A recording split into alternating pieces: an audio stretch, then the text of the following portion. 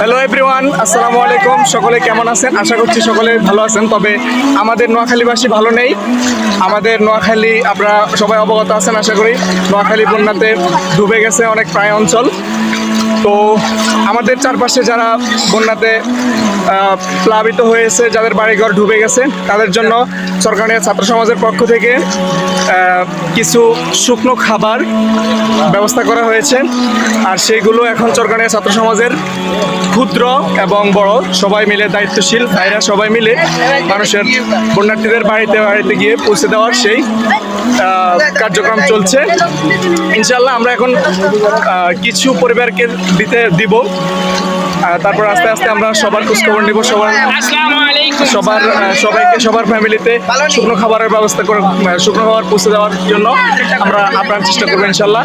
আপনারা সবাই আমাদের জন্য দোয়া করবেন, আপনারা সবাই আমাদের পাশে থাকবেন, দোয়া করবেন নোয়াখালীবাসীর জন্য।